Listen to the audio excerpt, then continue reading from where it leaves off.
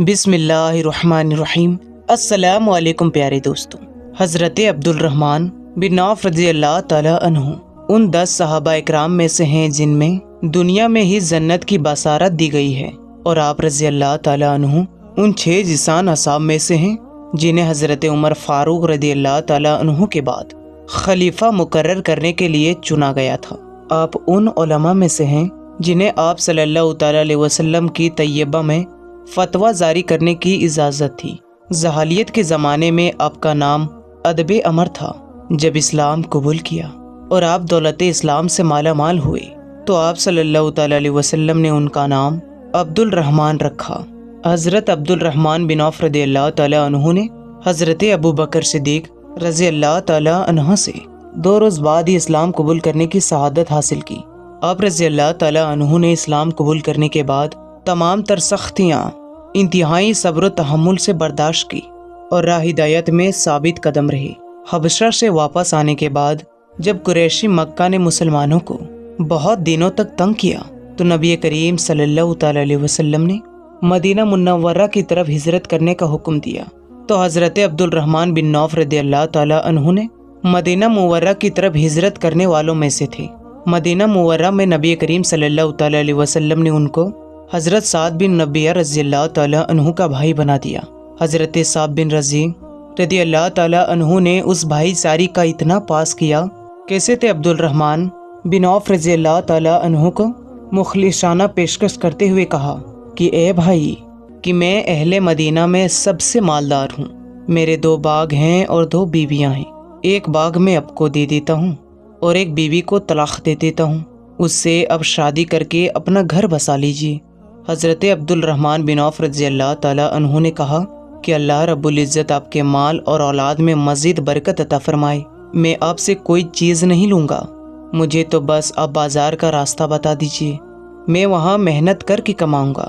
حضرت عبد الرحمن بن عوف رضی اللہ تعالی عنہ نے مدینہ منورہ کی منڈی میں بزنس کا پیشہ اپنایا، اور اس کاروبار میں اللہ رب العزت نے انہیں اتنی برکت عطا فرمائی کہ اچھی خاصی رقم جمع ہو گئی۔ ایک روز آپ صلی اللہ تعالی علیہ وسلم کے خدمت اقدس میں حاضر ہوئے۔ آپ رضی اللہ تعالی عنہ کے کپڑوں سے اتنی مہک آ رہی تھی، رسول اللہ صلی اللہ تعالی علیہ وسلم نے خود شبی سے فرمایا کہ عبد الرحمن بن عوف کہ یہ کیا ہے؟ تو آپ رضی اللہ تعالی عنہ نے عرض کیا، یا رسول اللہ صلی اللہ علیہ وسلم، میں نے شادی کر لی ہے۔ آپ صلی اللہ تعالی علیہ وسلم نے فرمایا، بیوی کا کیا مہر ادا کیا؟ عرض کیا، یا رسول اللہ صلی اللہ علیہ وسلم، کھجور کے گٹھلی کے برابر سونا۔ آپ صلی اللہ علیہ وسلم نے ارشاد فرمایا، ولیمہ ضرور کرنا، چاہے ایک بکری سے ہی کیوں نہ ہو۔ پھر اس کی بزنس میں روز ترقی ہوتی گئی اور آپ رضی اللہ تعالی عنہ کا شمار دولت مندوں میں ہونے لگا۔ خوش قسمتی کا یہ عالم تھا کہ آپ خود فرمایا کرتے تھے کہ اگر میں پتھر اٹھاؤں تو مجھے امید ہوتی ہے کہ اس کے نیچے سے سونا یا چاندی نکل آئے گا۔ ایک بات جان لیجئے کہ مال و دولت کا زیادہ ہونے کا ایک تاریک پہلو یہ بھی ہے کہ قیامت کے دن ہر چیز کا حساب دینا پڑے گا، جبکہ ایک یہ غریب انسان کے لیے آسان ہوگا اور وہ جلدی سے فارغ ہو جائے گا۔ اسی بنا پر ایک دن حضور اکرم صلی اللہ تعالی علیہ وسلم نے ان سے فرمایا، عبد الرحمن، تم مالداروں میں سے ہو، اس لیے جنت میں گھسڑتے ہوئے داخل ہوگے۔ اللہ کے یہاں کچھ بھیجو تاکہ تمہارے قدم اس رات پر رواں ہو جائے۔ انہوں نے کہا، کیا بھیجوں یا رسول اللہ صلی اللہ علیہ وسلم؟ آپ صلی اللہ علیہ وسلم نے فرمایا، جو بھی کچھ تمہارے پاس ہے۔ حضرت عبد الرحمن بن عوف رضی اللہ تعالی عنہ نے عرض کیا، یا رسول اللہ صلی اللہ تعالی علیہ وسلم، سارے کا سارا؟ آپ صلی اللہ تعالی علیہ وسلم نے فرمایا، ہاں، سب کچھ۔ حضرت عبد الرحمن بن عوف رضی اللہ تعالی عنہ نے یہ سنتے ہی اٹھے اور سب کچھ اللہ کی راہ میں لوٹانے کے ارادے سے چل پڑے۔ اسی وقت حضرت جبرائیل علیہ السلام حاضر ہوئے اور عرض کی، یا رسول اللہ صلی اللہ تعالی علیہ وسلم، ابن آپ سے کہیے کہ وہ مہمان نوازی کرتے رہیں، مسکینوں کو کھانا کھلاتے رہیں، مانگنے والوں کو دیتے رہیں اور اہل و عیال پر خرچ کرتے رہیں تو یہ ان کے لیے کافی ہے، ان سے ان کا مال پاک ہو جائے گا۔ حضرت عبد الرحمن بن عوف رضی اللہ تعالی عنہ نے یہ نصیحت بلے باندھ لی اور جود و عطا کا بازار گرم کر لیا، لوگوں کو خوب نوازنے لگے۔ ایک روز آپ رضی اللہ تعالی عنہ کا بہت بڑا تجارتی سامانہ قافلہ پہنچا 700 जानवर साजो सामान से लदे हुए थे। अहले मदीना इतना बड़ा तिजारत को देखकर तंग रह गए, लेकिन उन्हें इससे भी ज़्यादा उस वक्त हैरानी हुई जब हज़रत अब्दुर्रहमान बिन औफ रज़ियल्लाहु ताला अन्हु ने ये ऐलान किया कि ये जानवर तमाम साजो सामान के साथ जो इन पर लदा हुआ है, मैंने अल्लाह के राह में सदका कर दिया। एक दफ़ा उनकी ज़मीन 40,000 अशरफियों में बिकी तो उन्होंने वो तमाम अशरफियाँ हुजूर अकरम सल्लल्लाहु ताला अलैहि वसल्लम की बीवियों में बांट दी। हुजूर नबी करीम सल्लल्लाहु ताला अलैहि वसल्लम का इरशाद मुबारक है कि मेरी उम्मत के मालदारों में सबसे पहले अब्दुर्रहमान बिन औफ रज़ियल्लाहु ताला अन्हु हैं और जन्नत में दाखिल होंगे। हज़रत अबू बकर सिद्दीक़ रज़ियल्लाहु ताला अन्हु के अलावा हज़रत अब्दुर्रहमान बिन औफ रज़ियल्लाहु ताला अन्हु ही ऐसे सहाबी हैं जिनको ये सर्फ हासिल है कि हुजूर नबी करीम सल्लल्लाहु अलैहि वसल्लम ने उनकी इक़्तिदा में नमाज पढ़ी। हज़रत मुगीरा बिन शाबा रज़ियल्लाहु ताला अन्हु बयान करते हैं कि ये ग़ज़वे तबूक के सफ़र के दौरान हुजूर नबी करीम सल्लल्लाहु ताला अलैहि वसल्लम सुबह की नमाज से पहले हवाए ज़ज़ूरिया से फ़रागत के लिए दूर तशरीफ़ ले गए। मैं भी आप सल्लल्लाहु ताला अलैहि वसल्लम के साथ था।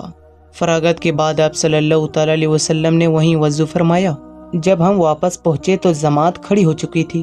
हज़रत अब्दुर्रहमान बिन औफ रज़ियल्लाहु ताला अन्हु नमाज पढ़ा रहे थे। मैंने चाहा कि उनको नबी करीम सल्लल्लाहु ताला अलैहि वसल्लम की आने की खबर दूं ताकि वो पीछे हट जाएं, लेकिन आप सल्लल्लाहु ताला अलैहि वसल्लम ने मुझे मना कर दिया और जमात में शामिल हो गए। एक रिकात हो चुकी थी, इसलिए एक रिकात हमने अब्दुर्रहमान बिन औफ रज़ियल्लाहु ताला अन्हु के सामने पढ़ी और सलाम के बाद अपनी बाकी रह गई नमाज मुकम्मल की।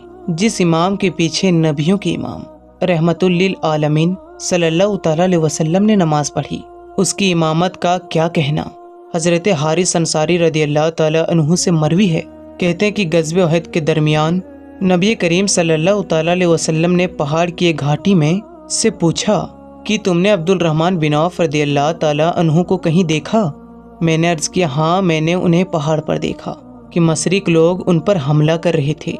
मैंने उन्हें मुशरिकीन से बचाने का इरादा किया तो मेरी नज़र आप सल्लल्लाहु ताला अलैहि वसल्लम पर पड़ गई, लिहाजा मैं इधर आ गया।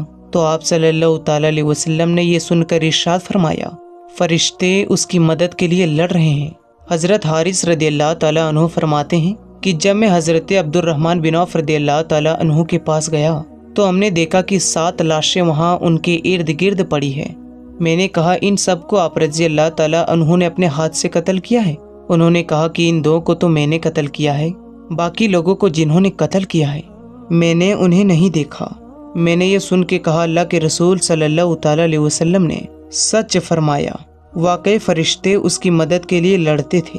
उम्र भर राय खुदा में माल लुटाने वाले जो बात सहाबी ने मौत के वक्त भी वसीहत की थी कि मेरे तरके में से 50,000 अशरफियाँ यानी कि सोने के सिक्के अल्लाह की राह में तकसीम कर दी जाए।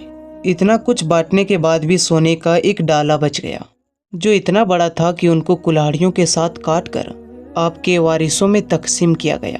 उस वक्त दीगर बहुत से वरासा के अलावा उनकी 4 बीवियां थी और हर बीबी के हिस्से में 80,000 अशरफी के बराबर सोना आया।